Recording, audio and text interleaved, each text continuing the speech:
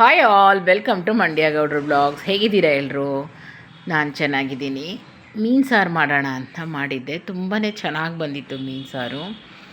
ನಾನಿಲ್ಲಿ 1 kg ಮೀನನ್ನು ತರಿಸಿ ತೊಳೆದು 2-3 ಸಲ ತೊಳೆದು ಅರಿಶಿನ ಉಪ್ಪಿನ ಪುಡಿ ಹಾಕಿ ಮಿಕ್ಸ್ ಮಾಡಿಟ್ಟಿದ್ದೀನಿ.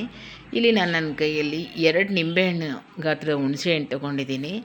4-5 ಈರುಳ್ಳಿನ ಕಟ್ ಮಾಡಿ ರುಬ್ಬಕ್ಕೆ ಹಾಕ್ಕೊಂಡಿದ್ದೀನಿ. ಇವಾಗ 1 ಹೋಳು ತೆಂಗಿನಕಾಯಿ, 4 ಟೊಮೊಟೊ ಇಷ್ಟೇ ಹಾಕೋದು ಮೀನು ಸಾಂಬಾರಿಗೆ. ಇದಿಷ್ಟನ್ನು ಸೇರಿಸಿ ರುಬ್ಕೋಬೇಕು. ಇದಕ್ಕೆ ಬೇರೆ ಯಾವ ಮಸಾಲೆನೂ ಹಾಕ್ಕೊಳ್ಳಲ್ಲ.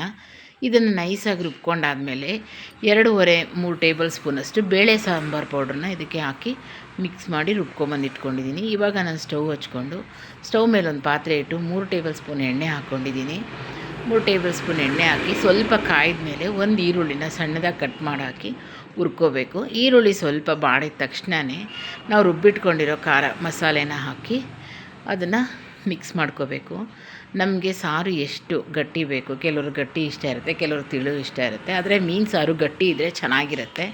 ಹಂಗಾಗಿ ಸ್ವಲ್ಪ ತಿಕ್ಕಾಗೆ ಅದನ್ನು ನೋಡಿ ರೆಡಿ ಮಾಡ್ಕೋಬೇಕು. ಇವಾಗ ಅದನ್ನು ಬೇಯಕ್ಕೆ ಬಿಟ್ಟರೆ 10 ನಿಮಿಷದಲ್ಲಿ ಇದು ಬೆಂದ್ಕೊಳ್ಳುತ್ತೆ.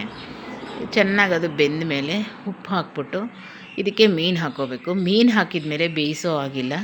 ನಾನಿಲ್ಲಿ ಸಾಂಬಾರು ಬೆಂದಿತ್ತು, ಅದು ರುಚಿಗೆ ಎಷ್ಟು ಬೇಕೋ ಅಷ್ಟು ಉಪ್ಪು ಹಾಕ್ಕೊಂಡಿದ್ದೀನಿ. ಸ್ವಲ್ಪ ಕಮ್ಮಿ ಹಾಕಿದ್ದೀನಿ, ಯಾಕೆ ಅಂದರೆ ನಾನು ಮೀನಿಗೆ ಉಪ್ಪು ಅರಿಶಿನ ಸೇರಿಸಿದ್ದೆ, ಹಂಗಾಗಿ ಕಡಿಮೆ ಹಾಕ್ಕೊಂಡಿದ್ದೀನಿ. ಇವಾಗ ಸಾಂಬಾರು ಬೆಂದ ಮೇಲೆ ನಾನಿವಾಗ ಅದರೊಳಗಡೆ ಮೀನು ಹಾಕ್ಕೊತಾ ಇದ್ದೀನಿ. ನೀವು ಇಲ್ಲಿ ನೋಡ್ತಾ ಇರ್ಬೋದು. ಮೀನನ್ನ ಹಾಕಿ ಒಂದು ಸಲ ಸ್ಮೂತಾಗಿ ಮಿಕ್ಸ್ ಮಾಡ್ಕೊಳ್ಳಿ. ಮೀನು ಜಾಸ್ತಿ ಟೈಮ್ ಏನು ಇಡೋಂಗಿಲ್ಲ, 5 ನಿಮಿಷ ಇಟ್ಟರೆ ಸಾಕು. 2 ಕುದಿ ಬಂದರೆ ಸಾಂಬಾರು ಮೀನು ಬೆಂದ್ಕೊಳ್ಳುತ್ತೆ. ಇವಾಗ ಮೀನೆಲ್ಲ ಸೇರಿಸ್ಕೊಂಡಾದಮೇಲೆ ನಾನು ಸೌಟಲ್ಲಿ ಒಂದು ಸಲ ಈ ಥರ ಮಿಕ್ಸ್ ಮಾಡ್ಕೊಂಡಿದ್ದೀನಿ. ಮತ್ತೆ ಬಿಟ್ಟು 5 ನಿಮಿಷ ಬಿಟ್ಟರೆ ಸಾಂಬಾರು ಬೆಂದಿರುತ್ತೆ, ಮೀನು ಬೆಂದ್ಕೊಂಡಿರುತ್ತೆ. ನನ್ನ ಚಾನಲ್ನ ಸಬ್ಸ್ಕ್ರೈಬ್ ಮಾಡ್ಕೊಳ್ಳಿ, ಲೈಕ್ ಮಾಡಿ, ಶೇರ್ ಮಾಡಿ. Thank you for watching.